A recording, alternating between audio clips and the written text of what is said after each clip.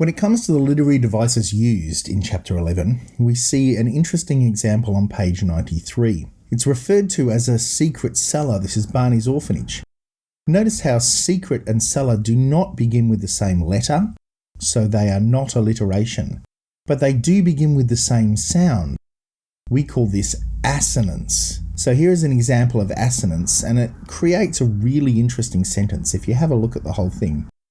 Is that why he's looking after other people's kids in a secret cellar? This sort of sound repetition creates real interest and sort of a powerful sentence and really enhances Felix's question. If we go back a number of pages to page 74, we see the example of foreshadowing. This is the man doesn't weep or grovel. This is Barney before we know he's called Barney. He lifts up a leather bag he's carrying, which is also fairly scuffed, and holds it in front of the Nazi officer's face. When we did this chapter, I identified that this was foreshadowing something. Now we have the payoff on page 95.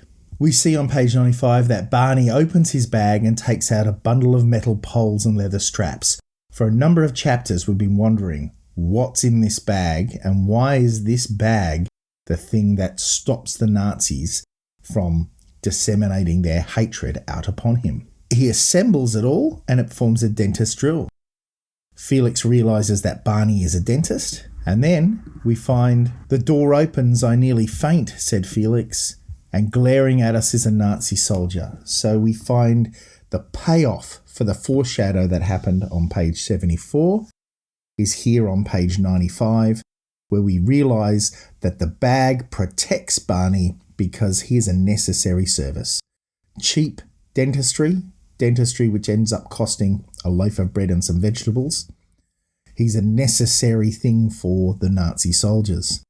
They need a dentist, they need a cheap dentist, they need it in where they work, and they can get it very easily. And so Barney's very creative in the way that he can create work to feed the children. We also see on page 100 a metaphor coming out. Now, follow this carefully. The underlined text you should do is I start making up the most exciting and thrilling story I can, with lots of vicious wild animals and poisonous insects who say nice things about Adolf Hitler. He tells stories. There's a metaphor going on. The pain of a dentist drill and the pain of Jewish suffering. Both of those things are ameliorated or softened. The painfulness is softened by telling stories. Here, Felix is telling a story to the Nazi officer who's having his tooth worked on. He also, in previous places, tells story to Jewish children to distract them from the pain of the reality they live in.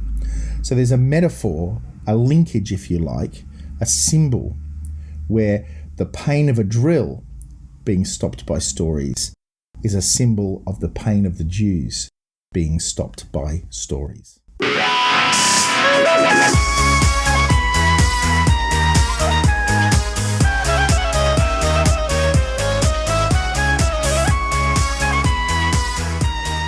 There are a number of themes that occur in the 11th chapter of Once. One of them is restoring hope. By telling and retelling stories, Felix is able to restore hope amongst the children.